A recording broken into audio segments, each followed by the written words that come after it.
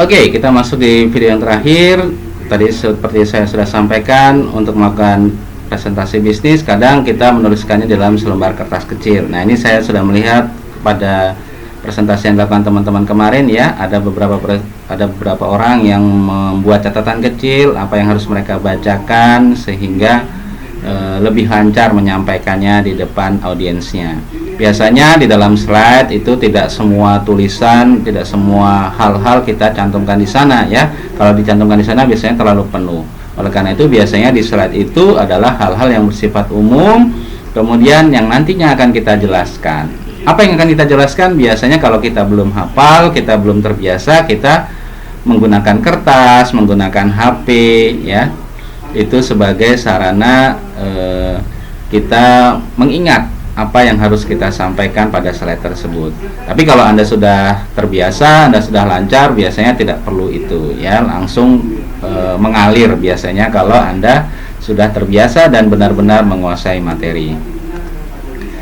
Oke, itu tadi sudah bagian berikutnya, bagaimana Anda melakukan presentasi bisnis ya. Kemudian di dalam presentasi bisnis itu sudah selesai, kemudian kita tahap berikutnya adalah melakukan negosiasi. Nah, di dalam berbisnis, baik itu Anda bekerja pada perusahaan orang maupun Anda memiliki perusahaan sendiri, ujung-ujungnya pasti nanti Anda harus bernegosiasi dengan orang lain, bernegosiasi dengan calon pembeli, konsumen dan sebagainya. Ya, oleh karena itu kita akan mempelajari tentang negosiasi. Negosiasi itu sendiri digunakan untuk menjembatani dua kepentingan yang berbeda, misalnya antara penjual dan pembeli atau antara produsen dan pelanggan.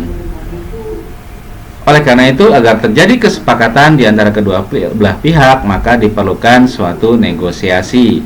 Orang yang melakukan negosiasi biasanya disebut dengan negosiator, ya. Jadi negosiasi ini tujuannya adalah mencapai kesepakatan antara kedua belah pihak. Memang ada teori yang menyatakan dalam negosiasi kita harus menang, lawan kita kalah. Kemudian ada juga sebaliknya, kita menghindari kita kalah sehingga jangan sampai lawan kita menang. Tapi seharusnya kalau menurut saya ketika Anda ingin bernegosiasi adalah bagaimana caranya Anda bisa sepakat dengan lawan negosiasi Anda ya. Jadi kadang kita harus merendahkan atau mengurangi target kita agar tercapainya kesepakatan. Tapi juga memang bisa saja kita meninggikan target kita ya. Ini semua tergantung dengan lawan negosiasi kita. Yang penting dalam sebuah negosiasi tentunya adalah tercapainya kesepakatan antara dua belah pihak.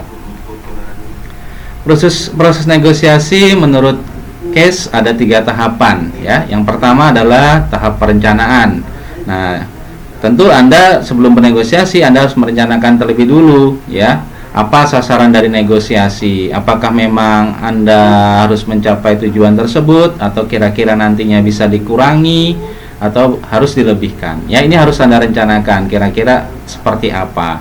Kemudian bagaimana strateginya? Ya, strateginya apakah Anda lebih agresif atau mungkin Anda bisa mengurangi penawaran Anda dan sebagainya ya.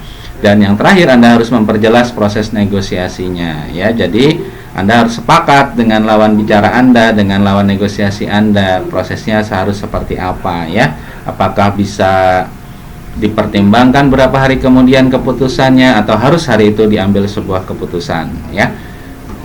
Berikutnya adalah tahap implementasi, merupakan tahapan penerapan atau tindakan yang diperlukan agar mencapai sukses dalam bernegosiasi. Nah, ini sekali lagi juga akan tergantung dari jam terbang ya, karena kita harus melihat lawan negosiasi kita seperti apa langkah yang harus kita lakukan dan sebaliknya, sehingga negosiasi kita akan mencapai kesuksesan. Dan yang ketiga adalah tahap peninjauan negosiasi. Tahap ini merupakan tahapan setelah berlangsungnya proses negosiasi.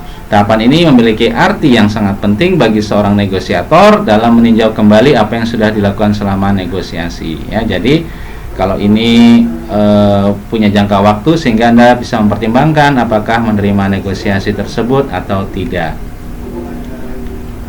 Tentu saja dalam keterampilan bernegosiasi sama halnya dalam melakukan presentasi bisnis, Anda harus melakukan beberapa persiapan. ya. Anda harus juga meningkatkan jam terbang Anda, keterampilan atau skill Anda dalam bernegosiasi. Ada beberapa hal, mulai dari persiapan, memulai negosiasinya harus seperti apa, strategi yang akan Anda lakukan, titik komprominya yang akan Anda tentukan seperti apa, menghindari kesalahan teknis, persiapan yang baik, berlatih dan berlatih terus. Kemudian bagaimana posisi Anda terhadap lawan Anda, apakah Anda lebih unggul atau mungkin Anda malah di bawah dia dan sebagainya ya. Kemudian usulan atau proposal yang ingin Anda sampaikan atau sudah Anda persiapkan juga, dan bagaimana penawaran serta persetujuannya. Dan yang terakhir, di dalam sebuah tipe negosiator itu ada banyak ya.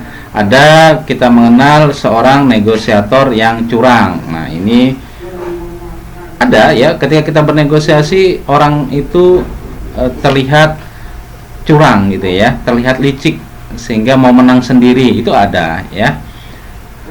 Ada juga tipe negosiator yang sifatnya profesional. Nah, walau profesional ini tentu hal yang bagus ya, bagaimana kedua belah pihak nantinya bisa mencapai kata sepakat.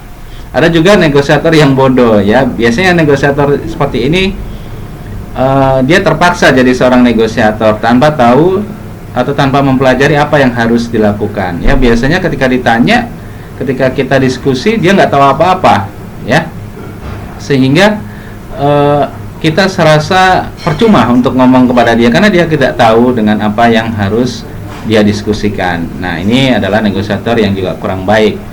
Dan yang keempat adalah negosiator yang naif. Nah, negosiator naif ini tentu juga kurang baik ya. Mungkin di depan kita dia setuju-setuju, tapi ternyata setelah di belakang dia ngomongin kita, dia tidak sependapat, dia tidak deal dengan apa yang kita diskusikan dan sebagainya.